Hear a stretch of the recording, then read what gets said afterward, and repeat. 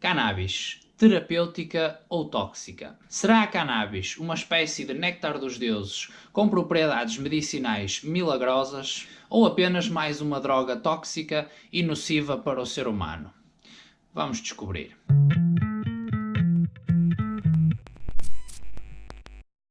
Olá pessoal, bem-vindos ao Unplug. O tema do episódio hoje é cannabis, as suas propriedades e aplicações. Este é um assunto extremamente controverso e onde existe muita desinformação, principalmente nos meios de comunicação mainstream, que deveriam ser os principais responsáveis por expor as massas a informações imparciais e factuais, ou pelo menos em teoria. Em todo o caso, sendo este um tema extremamente importante na atualidade política, medicinal e industrial em Portugal e no mundo, é importante desmistificar esta planta e abordar este tema de uma forma aprofundada.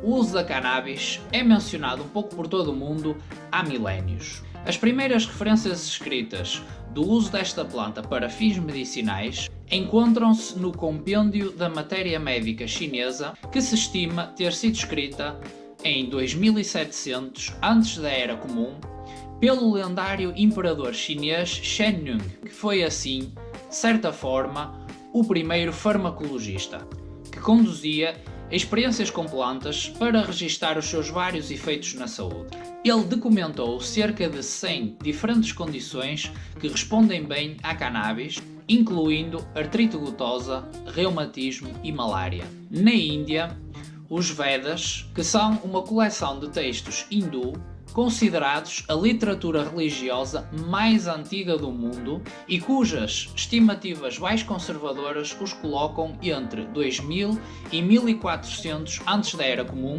mencionam a cannabis como uma das 5 plantas sagradas, que era utilizada para tratar, entre outros, insolação, problemas digestivos e falta de apetite. Já no Egito, em 1550 antes da Era Comum, o Papyrus Ebers, um pergaminho com 110 páginas e mais de 20 metros de comprimento, que é um dos mais antigos e importantes papiros sobre medicina do Antigo Egito, refere o uso de cannabis para o tratamento de inflamações, infecções e depressão. Existe ainda, inclusivamente, referências à cannabis ao longo das escrituras judaicas, islâmicas e cristã. No Antigo Testamento, ela era utilizada mais num contexto cerimonial, como ingrediente no óleo da Santa Unção. Já no Novo Testamento, o mesmo óleo era utilizado por Jesus Cristo num contexto medicinal, sendo que existe ainda um quadro na Basílica de Santa Maria di Monreale, na Sicília, chamado Jesus Curando os Cegos, onde é possível verificar uma folha de cannabis a crescer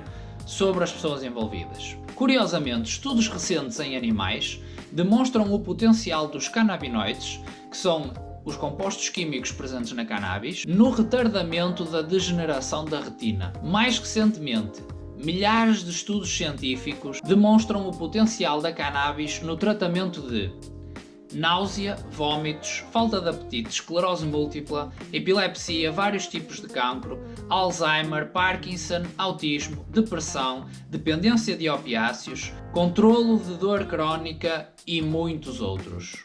Mas afinal, qual é a explicação para que esta planta seja recomendada para tantas condições diferentes? E a resposta é o sistema endocannabinoide. Este sistema é tão vital para a saúde que está presente em todos os vertebrados e invertebrados. Muito sucintamente, o sistema endocannabinoide é um conjunto de receptores e enzimas que funcionam como sinalizadores entre as células e os diferentes processos do corpo. Este sistema é responsável por manter a homeostase no organismo. Ora, a homeostase, segundo a Enciclopédia Britânica, define-se da seguinte forma: homeostase é qualquer processo de autorregulação pelo qual os sistemas biológicos tendem a manter a estabilidade enquanto se ajustam às condições que são ideais para a sobrevivência. Se a homeostase for bem sucedida, a vida continua. Se for mal sucedida, segue-se desastre ou morte.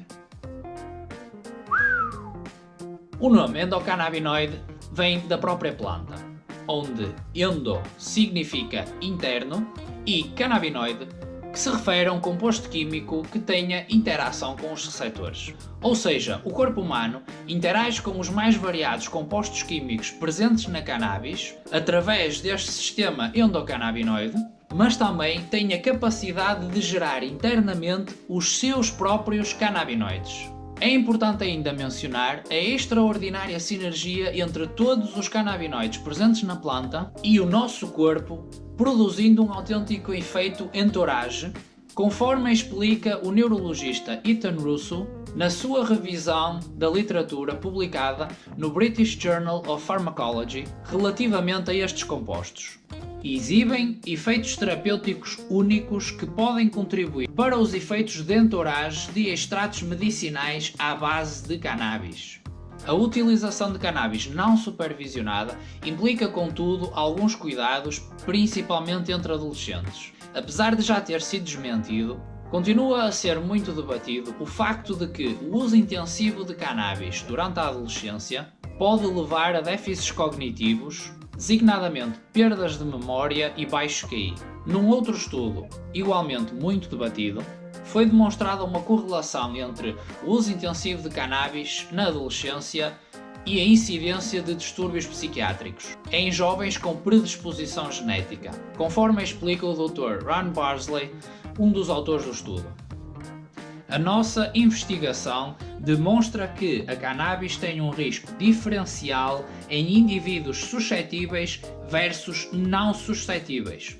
Por outras palavras, os jovens com uma suscetibilidade genética à esquizofrenia, aqueles que têm historial familiar de distúrbios psiquiátricos, devem ter em mente que estão a brincar com o fogo ao fumarem cannabis durante a adolescência. Relativamente ao potencial aditivo da cannabis, apesar da planta em si não causar qualquer tipo de dependência física, ao contrário de, por exemplo, o álcool ou o tabaco, qualquer substância tem potencial para abuso e dependência psicológica. Segundo um relatório da Organização Mundial de Saúde, o risco de dependência de cannabis é de cerca de 1 em 10 pessoas.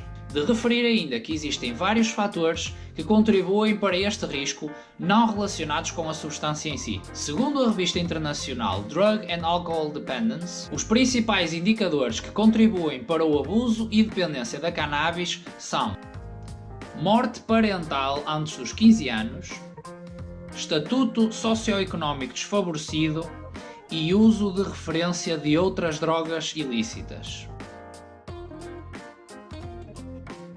Os benefícios da cannabis não se limitam, contudo, ao uso medicinal ou recreativo. Uma das subespécies desta planta, designada em Portugal por cânhamo, apresenta um conjunto de aplicações e benefícios ecológicos rivalizados apenas pelos seus próprios benefícios para a saúde. Historicamente, o registro mais antigo de utilização de cânhamo por parte do homem vem da ilha de Taiwan, localizada na costa da China continental. Nesta ilha densamente povoada, arqueólogos escavaram uma antiga vila que remonta a mais de 10.000 anos, onde foram encontrados vestígios de fibra de cânhamo.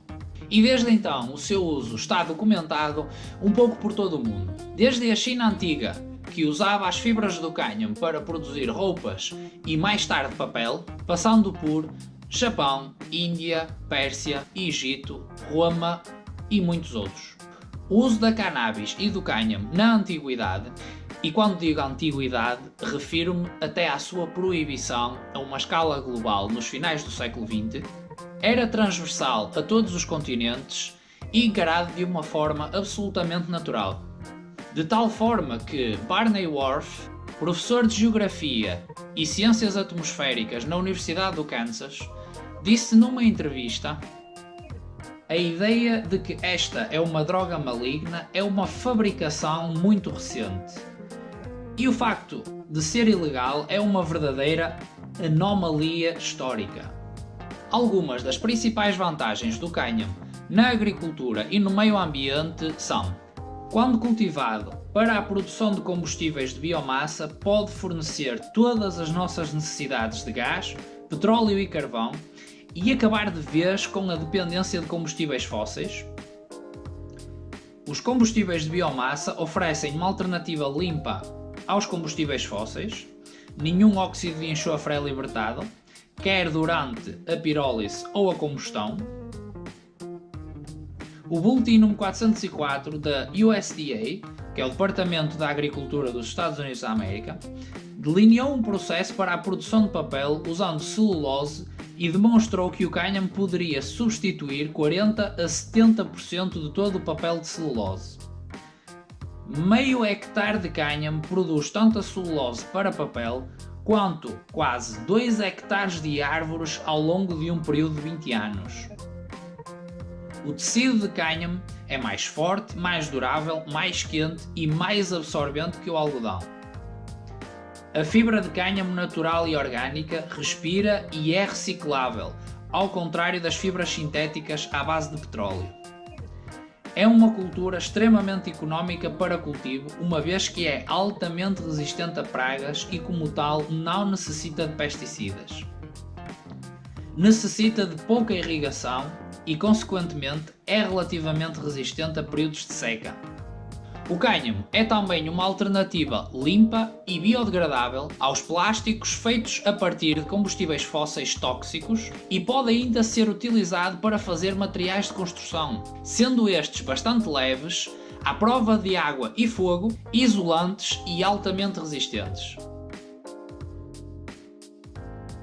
Mas se há império cuja identidade está invariavelmente ligada à cannabis, é Portugal.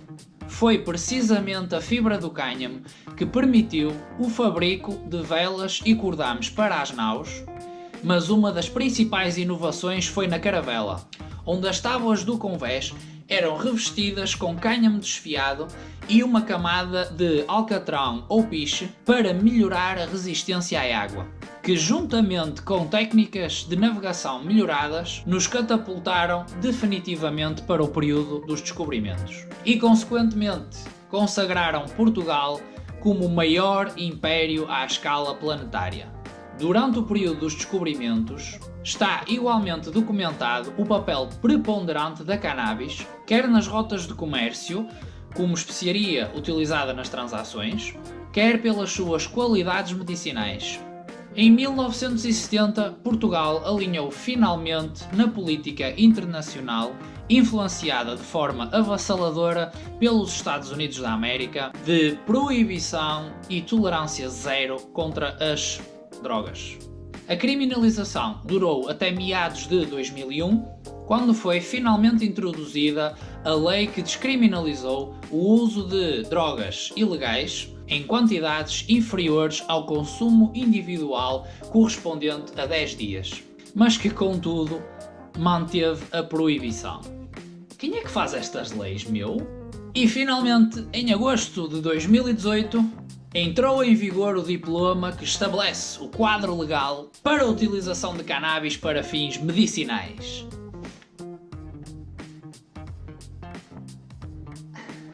Com umas pequenas restrições sem grandes efeitos práticos. Como por exemplo, apenas médicos especialistas podem passar receitas. Isto é fácil de contornar.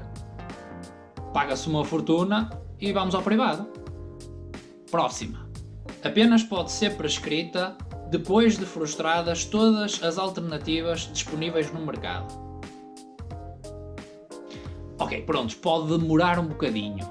Existem certas condições que têm muitos medicamentos diferentes. Mas também ninguém está com pressa, né? Espera aí. Isto também inclui supositórios? Próxima. Ausência de comparticipação pelo Estado. Bem, a verdade é que, depois dos pontos anteriores, se nesta fase a pessoa ainda estiver viva, mal corre se não tem dinheiro para comprar o único medicamento à base de cannabis autorizado em Portugal, cujo valor nominal de cada embalagem ronda uns míseros 500 euros. Vamos agora mais a sério. O potencial, propriedades e aplicações da cannabis são neste momento demasiados para continuarem a ser ignorados. A sua legalização e consequente liberalização é igualmente necessária e inevitável. Para terminar, gostaria apenas de vos deixar com uma citação de Carl Sagan: a ilegalidade da cannabis é escandalosa. Um impedimento à plena utilização de uma droga que ajuda a produzir a serenidade e percepção, sensibilidade e fraternidade tão desesperadamente necessárias neste mundo cada vez mais louco e perigoso. Ok pessoal, eu espero que tenham gostado deste vídeo. Todas as referências mencionadas estão na descrição para poderem consultar. Não se esqueçam de deixar a vossa opinião, subscrevam e por favor partilhem o vídeo para ajudar na divulgação do canal. Um abraço.